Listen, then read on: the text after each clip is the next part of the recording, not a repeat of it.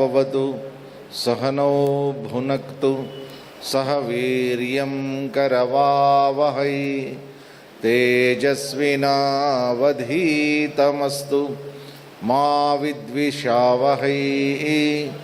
ओम शांति शांति शांति। ओम गुरुर्ब्रह्मा गुरुर्विष्णुः गुरुर्देवो महेश्वरः गुरुः साक्षात् परब्रह्म तस्मै श्री गुरवे नमः। सदाशिवसमारम्भां शङ्कराचार्यमध्यमाम् अस्मदाचार्यपर्यन्तां वन्दे गुरुपरम्पराम्। नमः कोदण्डहस्ताय सन्धिकृतशराय च खण्डिताखिलदैत्याय रामायापन्निवारिणे रामाय रामभद्राय रामचन्द्राय वेधसे रघुनाथाय नाथाय सीतायाः पतये नमः।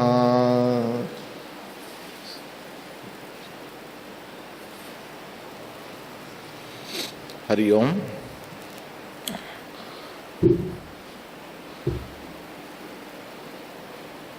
ఇప్పుడు మంచి పెళ్ళిళ్ళ సీజన్. అందరూ ఇళ్ళకి వచ్చి పెళ్ళిళ్ళు పిలుస్తారు, మనం వెళ్తూ ఉంటాం సరదాగా. మనకి అక్కడ ఏం పని ఉంటుంది చెప్పండి?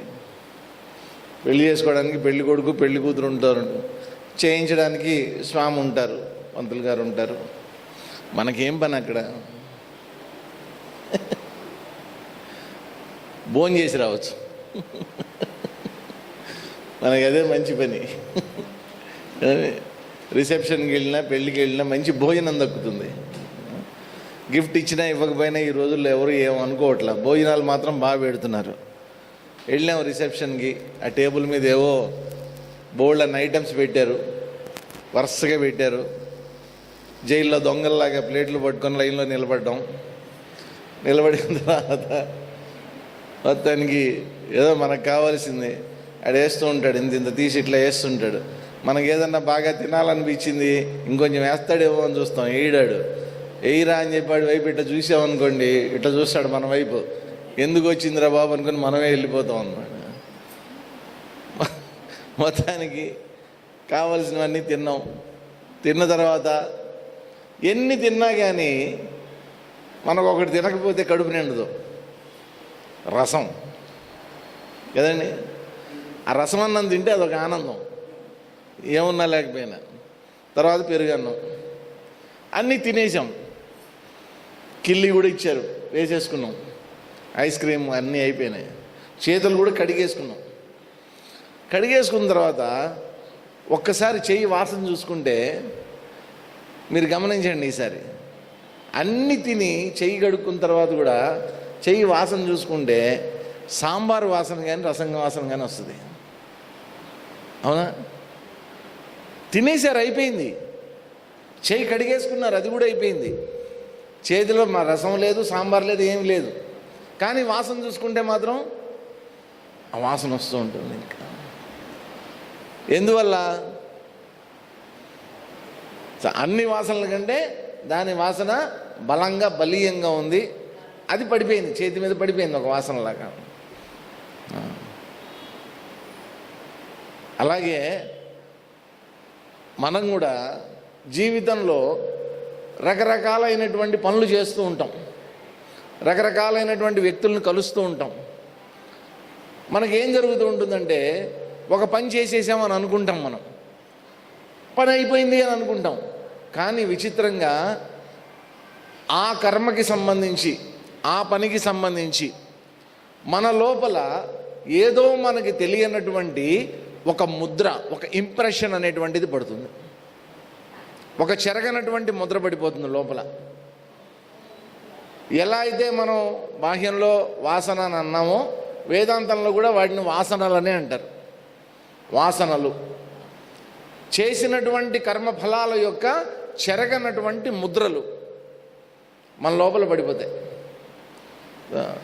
అందుకనే పిల్లల విషయంలో కూడా పెద్దవాళ్ళు జాగ్రత్తగా ఉండాలి. చిన్నప్పటి నుంచి వాళ్ళు ఏది అడిగితే అది కొనిచ్చేసి, వాళ్ళు ఏది కావాలంటే అవన్నీ తెచ్చిచ్చేసి అట్లా చేశారనుకోండి, వాళ్ళలో చెరగనటువంటి ముద్రలు పడిపోతాయి. పెద్ద అయిన తర్వాత కూడా ఆ ముద్రల యొక్క రిఫ్లెక్షన్, వాటి యొక్క ప్రభావం అనేటువంటిది పెద్ద అయిన తర్వాత కూడా ఉంటుంది. ఈ లోపల పడినటువంటి ముద్రలు ఊరుకోవండి, ఏం చేస్తాయి? నెమ్మదిగా 3 రకాలుగా ఉంటాయి ఆ ముద్రలు. ఈ 3 మనకి తెలిసినవే 3 గుణాలు. ఏమేం గుణాలు? సత్వ, రజ, తమో గుణాలు. సత్వగుణం, రజోగుణం, తమో గుణం. ఈ 3 గుణాలతో కూడుకున్నటువంటి వాసనలు మన లోపల పడతాయి. అవే దేని కింద మారతాయంటే మన సంస్కారాలుగా మారతాయి. మన యొక్క సంస్కారాలు. మామూలుగా ఇంట్లో పిల్లవాడికి పెళ్లి చేయాలన్నా అమ్మాయిని చూస్తాం, అమ్మాయికి పెళ్లి చేయాలంటే అబ్బాయిని చూస్తాం. ఏం చూస్తాం మనం? గుణవంతుడా కాదా, సంస్కారవంతుడా కాదా, డబ్బు ఎంతన్నా ఉండనివ్వండి, సంస్కారవంతుడా కాదా, సరైన వాడు, మంచి సద్గుణాలు ఉన్నాయా లేదా అనేటువంటిది కూడా చూస్తాం మనం. బాగా డబ్బు ఉందండి, కాకపోతే తాగుపోతండి, డబ్బు ఉంది కదా అని ఇచ్చేసాం. ఇస్తామా అట్లాగా? తాగుపోతాడని తెలిసిన తర్వాత కూడా ఇస్తామా? ఇవ్వం కదా. కాబట్టి సంస్కారాలు చూస్తాం. అబ్బాయి వాళ్ళు కూడా అంతే, అమ్మాయి గుణవంతురాలా కాదా, సంస్కారవంతురాలా కాదా అనేది చూస్తారు. ఈ రోజుల్లో ఏం చూస్తారులేండి, పూర్వకాలం అయితే చూసేవారు. అమ్మాయి ఏదన్నా పద్యం చెప్పమ్మా, అమ్మాయి ఏదన్నా పాట పాడమ్మా, కీర్తన పాడమ్మా నా పెళ్లి చూపుల్లో అడిగేవారు. ఇప్పుడు అవన్నీ ఏం లేవు. నీకు ప్రోగ్రామింగ్ వచ్చా, సి లాంగ్వేజ్ వచ్చా, అది వచ్చా, ఇది వచ్చా అని అడుగుతారు, పెళ్లి చేసేస్తారు. మనం గమనించాల్సింది ఏంటంటే మన లోపల ఉన్నటువంటి ఈ వాసనలు, సంస్కారాలు ఏవైతే ఉన్నాయో అవి ఖాళీగా ఉండవు. ఈ సత్వరజస్తమో గుణాలు అనేటువంటివి త్రిగుణాత్మికం, ఖాళీగా ఉండవు. ఏం చేస్తుంది లోపల ఉండేటటువంటి వాసన? ఈ సంస్కారం నెమ్మదిగా రూపాంతరం చెందుతుంది. దేని కింద రూపాంతరం చెందుతుందంటే ఒక కోరిక రూపంలో రూపాంతరం చెందుతుంది. పలానాది కావాలి, అది నాకు కావాలి. ఎప్పుడైతే నా హృదయంలో, నా మనస్సులో కోరిక అనేటువంటిది ఒకటి జనించిందో దానివల్ల లోపల ఏమవుతుంది? అది కావాలి కావాలి కావాలి కావాలి అనేటువంటి అలజడి, యాజిటేషన్ అంటాం, అలజడి మొదలవుతుంది లోపల. మానవుణ్ణి వేధించేది ఏంటంటేనండి కోరిక కాదండి, ఆ కోరిక తీరే వరకు లోపల ఉండేటటువంటి అలజడి ఏదైతే ఉందో ఆ అలజడి మానవుణ్ణి వేధిస్తుంది. కోరిక వల్ల నష్టం లేదు, ఆ కోరిక క్రియేట్ చేసేటటువంటి, ఆ కోరిక తయారు చేసేటటువంటి అలజడి. ఇప్పుడు మానవుడు ఏ స్థితిలో ఉండాలని కోరుకుంటాడు? ఎప్పుడు అలజడి లేనటువంటి ప్రశాంతమైనటువంటి స్థితిలో ఉండాలి అని కోరుకుంటాడు. ఎప్పుడు కూడా శాంతంగా ఉండాలి, ప్రశాంతంగా ఉండాలని కోరుకుంటాడు. లోపల అలజడి ఉంది, అది కోరిక వల్ల జనించింది. ఇప్పుడు ఏం చేయాలి? నేను అలజడిని తగ్గించుకోవాలంటే ఏం చేయాలి? అలజడిని తీసేయాలంటే నా లోపల నుంచి ఏం చేయాలి? కోరికను తీర్చేసుకో. కోరికను తీర్చేసుకున్నాం అనుకోండి, అలజడి ఆటోమేటిక్గా శమించిపోతుంది. సరే, కోరిక తీర్చేసుకున్నాం. ఆ తీరిపోయినటువంటి కోరిక ఏం చేస్తుందంటే ఒక కర్మ చెయ్యి అని చెప్పి ప్రేరేపణ లోపల నుంచి. కోరికలు ఊరికినే తీరుతాయండి? కోరికలు ఊరికినే తీరుతాయా? ఏదో ఒక పని చేయాలి, డబ్బులు సంపాదించాలి కదండి. అలా కర్మ చెయ్యి, పని చెయ్యి, పని చెయ్యి, పని చెయ్యి, డబ్బులు సంపాదించు. సో ఏం జరుగుతుంది? మనం ఆ కోరిక తీర్చుకోవడం కోసం కర్మ చేస్తేనే కోరిక తీరుతుంది. కర్మ చేసాం. కర్మ చేసిన తర్వాత ఏం జరుగుతుందంటే 2 రకాల ఫలితాలు ఉంటాయి కర్మకి. ఒకటి, ఆ కర్మ చెయ్యటం వల్ల లభించేటటువంటి ఫలితం ఒకటి. రెండో ఫలితం ఏంటంటే లోపల మళ్ళా ఇంకో కొత్త వాసన తయారవుతుంది, లోపల ఇంకో కొత్త సంస్కారం తయారవుతూ ఉంటుంది. 2 ఫలితాలు ఉంటాయి ప్రతి కర్మకి కూడా. బాహ్యంగా లభించాల్సినటువంటిది లభించింది, లోపల ఇంకో ముద్ర పడుతుంది, ఇంకో వాసన అనేటువంటిది ఏర్పడుతుంది. ఎప్పుడైతే వాసన లోపల ఉందో వెంటనే ఏం జరుగుతుంది? మళ్ళా అది రూపాంతరం చెందితే దేని కింద రూపాంతరం చెందుతుంది? మళ్ళా కోరిక కింద రూపాంతరం చెందుతుంది. మళ్ళా ఈ కోరిక దేన్ని సృష్టిస్తుంది? మళ్ళా అలజడిని సృష్టిస్తుంది. మళ్ళా అలజడిని తగ్గించుకోవడానికి నేనేం చేస్తున్నాను? మళ్ళా కర్మ చేసి కర్మ ఫలితాన్ని పొందుతున్నా. మళ్ళా లోపల ఇంకో కొత్త వాసన తయారవుతోంది. మళ్ళా ఆ వాసన ఊరుకుంటుందా? మళ్ళా కోరిక రూపంలో రూపాంతరం చెందుతుంది. మళ్ళా అలజడి, మళ్ళా కర్మ, మళ్ళా కర్మ ఫలితం. ఏం జరిగింది ఇప్పుడు? కర్మఫలము, ఈ సంస్కారాలు అనేటువంటి ఒక సుడిగుండంలో, ఒక సైకిల్లో నేను ఇరుక్కుపోయా, ఒక చక్రంలో నేను ఇరుక్కుపోయా. కాబట్టి ఇలా కర్మలు చేసుకుంటూ వెళ్తూ ఉన్నాను, కర్మ ఫలితాలు వస్తూనే ఉన్నాయి, కొత్త సంస్కారాలు, వాసనలు లోపల తయారవుతూనే ఉన్నాయి. ఇలా ఎంతకాలం? ఆల్రెడీ జన్మనెత్తేటప్పుడు కిందటి జన్మలో చేసుకున్నటువంటి కర్మల ఫలితాలని మోసుకొని ఇక్కడికి వచ్చాం. ఇక్కడికి వచ్చినప్పుడు భగవంతుడు మనకేం చెప్పాడు? వీటిని అన్నీ వదిలించుకోరా అన్నాడు. వీటిని వదిలించేసుకో. భగవద్గీత 3వ అధ్యాయంలో చెప్తాడనమాట, మయి సర్వాణి కర్మాణి సన్యస్యాధ్యాత్మచేతస నిరాశీ నిర్మమో భూత్వా యుధ్యస్వ విగత జ్వర. అన్నింటినీ విడిచిపెట్టేసాయి. అన్ని కర్మల్ని, కర్మ ఫలితాలని నాకు వదిలిపెట్టు అన్నాడు. వదిలిపెట్టేటప్పుడు ఒక జాగ్రత్త చెప్పాడు. ఏమన్నాడు? నిరాశి నిర్మమో భూత్వా. నిరాశి, ఆశ అనేటువంటిది లేకుండా, నిర్మమ, మమకారం అనేటువంటిది లేకుండా, యుధ్యస్వ విగత జ్వర, యుద్ధం చేయి. జ్వరం లేకుండా, భయం లేకుండా యుద్ధం చేయని చెప్పాడు. మన జీవితాంతం ఎలా జీవిస్తూ ఉంటామండి అండి? ఒకటి, మనందరికీ ఆశ ఉందా? ఆశ. అలా అయితే బాగుండండి, ఇలా అయితే బాగుండండి, ఆ డబ్బులు వస్తే బాగుండండి, అక్కడికి వెళ్తే బాగుండండి, ఇలా ఏవో ఆశలు బోళ్ళని ఉంటాయి. నాకు ఉన్నాయి బోళ్ళని ఆశలు. ఈ ఆశలన్నీ దేనికి సంబంధించినవి? భవిష్యత్తుకి సంబంధించినవి.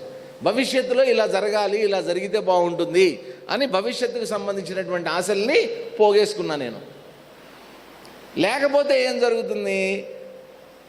జరిగిపోయినటువంటి గతం ఏదైతే ఉందో దాన్ని గుర్తు తెచ్చుకుంటూ ఉంటా. మా చిన్నప్పుడు అండి, మేము కాలేజీలో ఉన్నప్పుడు అండి, మా ఇంట్లోనండి, మా ఊళ్ళో అండి చెప్పుకుంటూ ఉంటాం. మా అమ్మగారిదండి అంత పెద్ద ఇల్లు అండి, మా నాన్నగారి ఇంట్లో అన్న ఆవులు ఉండేవండి, ఏవో గతించిపోయిందంతా చెప్పుకుంటూ ఉంటాం.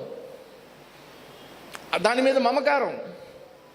గతించిపోయినటువంటి దాని మీద ఏమో మమకారం, జరగబోయేటటువంటి దాని పట్లేమో ఆశ.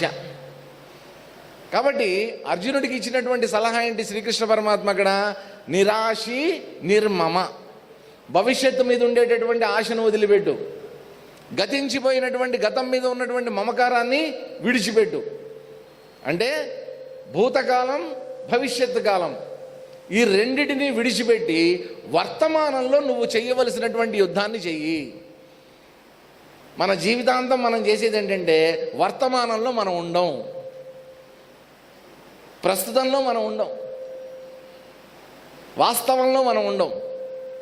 ఉంటే భవిష్యత్తులో అన్న ఉంటాం, లేకపోతే భూతకాలంలో, గతించిపోయినటువంటి భూతకాలంలో అన్న ఉంటాం. మనం ఇక్కడ మాత్రం మనం ఉండం. చాలామంది చూస్తూ ఉంటానండి, డైనింగ్ టేబుల్ దగ్గర కూర్చుంటారు, చక్కటి భోజనం ముందుంటుంది, దాన్ని ఆస్వాదించడం తెలియదు వాళ్ళకి. అది తింటూనే ఉంటారు, చాలా మెకానికల్గా, యాంత్రికంగా అవి లోపలికి వెళ్తూ ఉంటుంది. గతించిపోయిన దాని గురించి ఆలోచించుకుంటూ ఉంటారు. సినిమాకి వెళ్దాం, సినిమాకి వెళ్దాం, సినిమాకి వెళ్దాం, లేకపోతే దాని గురించి ఆలోచిస్తున్నాం. పోనీ సినిమాకి వెళ్ళారు, అక్కడన్నా సినిమా చూస్తారా? రేపొద్దున ఏం జరుగుతుంది, రేపొద్దున ఆఫీస్లో ఏం చెప్పాలి, సమాధానం ఏం చెప్పాలి, దాని గురించి ఆలోచిస్తూ ఉంటారు. సో వాస్తవంలో ఏం చెయ్యాలో అది మనం చెయ్యం. చెయ్యకపోవడానికి ముఖ్యమైనటువంటి కారణం ఏంటి? సంస్కారాలు అడ్డుపడుతుంటాయి. అందుకని ఏం చేయమన్నాడు ఆయన భగవంతుడు? అన్ని కర్మల్ని, కర్మ ఫలాల్ని నాకు సమర్పించి చెయ్యి అని అన్నాడు కదా.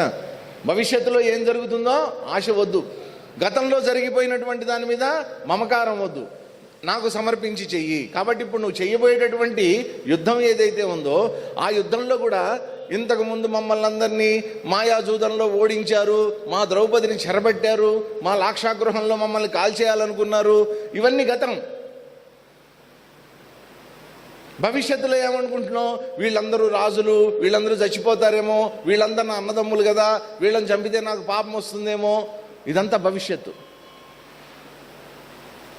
ఈ రెండింటిని విడిచిపెట్టేసి ఇప్పుడు నీ ముందున్నటువంటిది ఏంటి? ధర్మ సంస్థాపనం కోసం చేయవలసినటువంటి యుద్ధం ప్రస్తుతం. దాన్ని చెయ్యి. ఆ యుద్ధం చేసేటప్పుడు నువ్వు గెలవచ్చు, ఓడిపోనువచ్చు. అది ధర్మము కావచ్చు, అధర్మము కావచ్చు, ఏమైనా కావచ్చు. అది ఆ యుద్ధం యొక్క ఫలితం ఏదైతే ఉందో నాకు సమర్పించి చెయ్యి, నేను చూసుకుంటా. మనం ఇక్కడే పప్పులో కాలేస్తాం. భగవంతుడి మీద భారం వేసి అన్ని పనులు చేయండి రా అని చెప్పారు. మనకి భగవంతుడి మీద నమ్మకమే లేదు. మనకి భగవంతుడి మీద నమ్మకం, అందరినీ నమ్ముతామండి. నా మీద నాకు నమ్మకం ఉంటుంది, నా బంధువుల మీద, నా కుటుంబం మీద నాకు నమ్మకం ఉంటుంది, అందరి మీద నాకు నమ్మకం ఉంటుంది, నా మీద ఉంటుంది. కానీ భగవంతుడి మీద నమ్మకం ఉండదు. ఇప్పుడు మీరందరూ నా వైపు విచిత్రంగా చూస్తారు. ఏంటి సార్, భగవంతుడి మీద నమ్మకం లేకుండానే ఈ గుడికి వచ్చామా? భగవంతుడి మీద నమ్మకం లేకుండానే ఇక్కడికి వచ్చామా? మీ ఉపన్యాసం వింటున్నామా మేము? మన దృష్టి వాస్తవంగా మన గుండెల మీద మనం చెయ్యేసుకుని మనని మనం ప్రశ్నించుకుంటే మన దృక్పథం ఎట్లా ఉంటుందంటేనండి, భగవంతుడి మీద నమ్మకం కన్నా సందేహం ఎక్కువ ఉంటుంది. ఎందుకైనా మంచిదిలే, భగవంతుడు ఉంటే అనే భావన ఉంటుంది మనకి. భగవంతుడు ఒకవేళ ఉంటే నా పని చేసేస్తాడు అనే భావన ఉంటుంది తప్ప, భగవంతుడు ఉన్నాడు, ఆయన చూసుకుంటాడు, ఆయన బాధ్యత వహిస్తాడు అనే పరిపూర్ణమైనటువంటి నమ్మకం ఉండదండి. అలా ఉన్నటువంటి నమ్మకాన్ని ఏమన్నారంటే, అది నమ్మకం కాదండి, విశ్వాసం అన్నారు దాన్ని. విశ్వాసం. ఇప్పుడు ఈ సర్కస్లో ఉంటారు చూసారా మీరు, ఒక పెద్ద తాడు కడతారనమాట. తాడు కట్టి తాడు మీద ఇటు నుంచి అటు నడుచుకుంటూ వెళ్ళిపోతారు. ఒక కర్ర చేతితో పట్టుకొని ఇలా అనుకుంటూ వెళ్ళిపోతారు వాళ్ళు. అటు నుంచి మళ్ళీ ఇటు వచ్చేస్తారు వాళ్ళు. ఒకటి ఇట్లాగే ఏం చేశాడు, ఓ పెద్ద రోడ్డు ఉంది, ఆ రోడ్డుకి రెండు పక్కల బిల్డింగ్లు ఉన్నాయి, పెద్ద పెద్ద బిల్డింగ్లు ఉన్నాయి. ఒక 4 అంతస్తుల హైట్లో ఆ బిల్డింగ్ మీద నుంచి ఈ బిల్డింగ్ మీదకి తాడు కట్టాడు. తాడు కట్టి నేను నడుస్తాను ఇప్పుడు అన్నాడు. అందరు కింద నుంచి చప్పట్లు కొట్టి ఏళ్ళు వేస్తున్నారు, నడు నడు నడు అని. చక్కగా ఈ పక్క నుంచి ఈ పక్కకి నడుచుకుంటూ వచ్చేసాడు, మళ్ళీ ఈ పక్క నుంచి ఈ పక్కకి నడుచుకుంటూ వచ్చేసాడు. అబ్బో ఆ కిందందరూ చప్పట్లు కొడుతున్నారనమాట అతని ధైర్యానికి, సాహసానికి. తర్వాత ఏం చేశాడంటే, వాడికి ఒక కొడుకున్నాడు, 15-16 ఏళ్ళు ఉంటాయి. ఆ కొడుకుని భుజం మీద ఎక్కించుకున్నాడు. భుజం మీద ఎక్కించుకుని నడవటం మొదలుపెట్టాడు. అడిగాడు అందరినీ కింద, అరే దాటగలనా, ఆ పక్కకి వెళ్ళగలనా అని అడిగాడు. అడిగితే ఏం పర్లా, దాటేయగలవు, పదా, నాకు నమ్మకం ఉంది, నువ్వు వెళ్ళిపో ఆ పక్కకి. అందరూ చప్పట్లు కొడుతున్నారు, వెళ్ళేస్తున్నారు. సగం దాకా వచ్చాడు. సగం దాకా వచ్చిన తర్వాత వెళ్ళగలనా చివరి దాకా అన్నాడు. అంటే సగం దాకా వచ్చినాడు, ఇది ఎందుకు వెళ్ళలేవయా, వెళ్తావు పో అన్నారు. వెళ్ళాడు. మళ్ళా చక్కగా ఇటుపక్క నడుచుకుంటూ వచ్చేసాడు, కొడుకు భుజం మీద ఎక్కించుకుని. అందరూ ఇంకా ఓ గోల చేస్తున్నారన్నమాట అతని ధైర్యానికి, సాహసానికి. ఇప్పుడు అడిగాడు, మీలో ఎవరన్నా వస్తే నా భుజం మీద ఎక్కించుకుని అటు తీసుకెళ్తా అన్నాడు.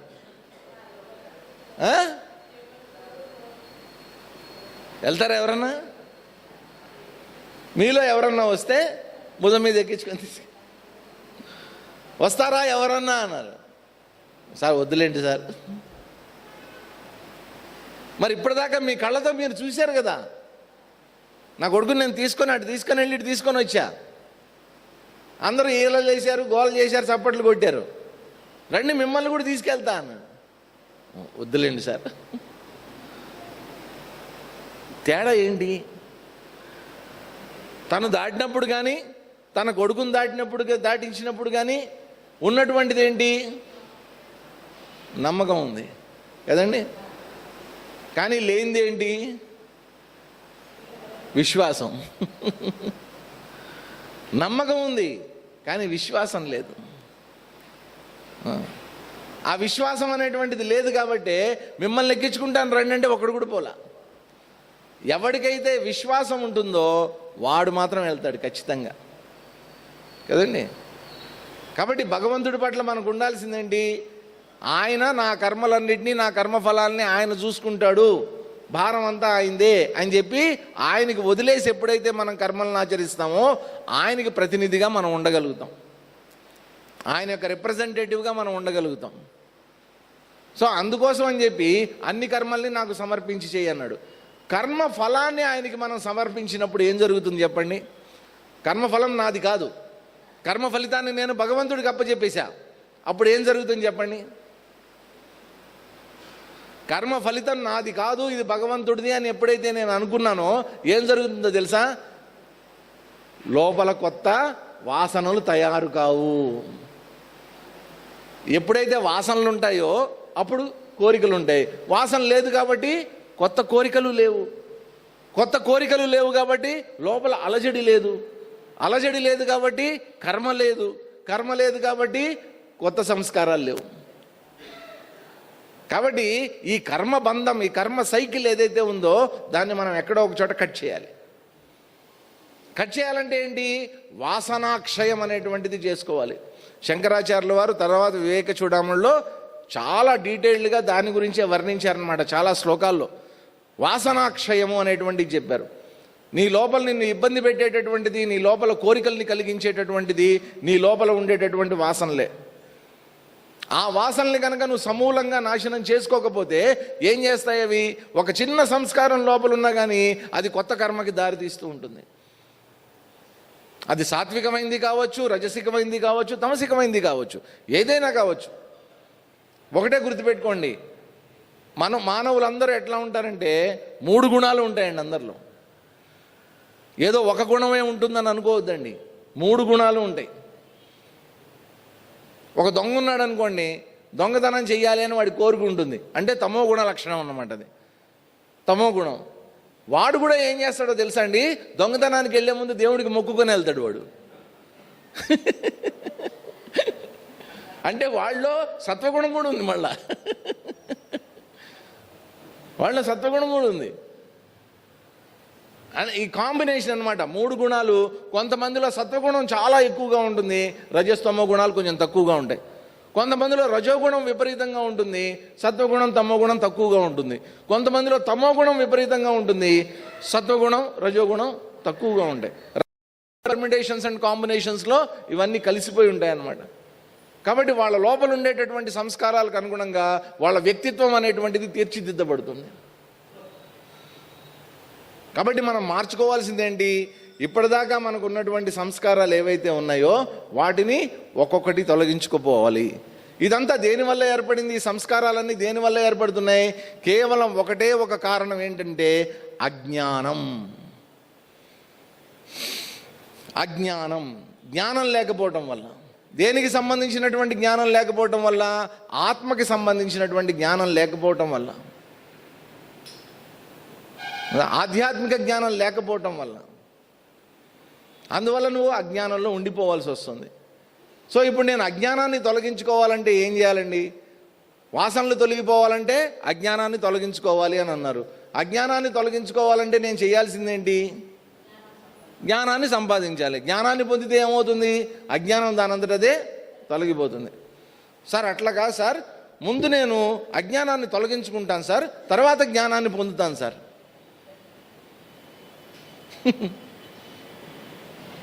అజ్ఞానాన్ని తొలగించుకుని తర్వాత జ్ఞానం పొందుతా నేను.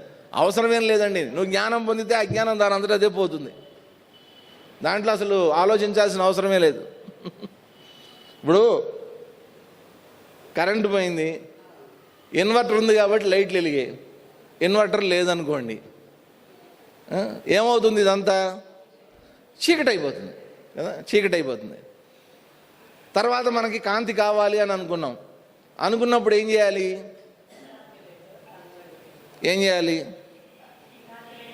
ఒక చిన్న దీపం వెలిగిస్తే సరిపోతుంది. ఒక దీపం వెలిగిస్తే ఆటోమేటిక్గా వెళ్ళిపోతుంది. మళ్ళీ లైట్ వచ్చింది అనుకోండి, ఆటోమేటిక్గా కాంతి వచ్చేస్తుంది. ఇక్కడికి కరెంట్ రాగానే మళ్ళీ కాంతి వచ్చేస్తుంది.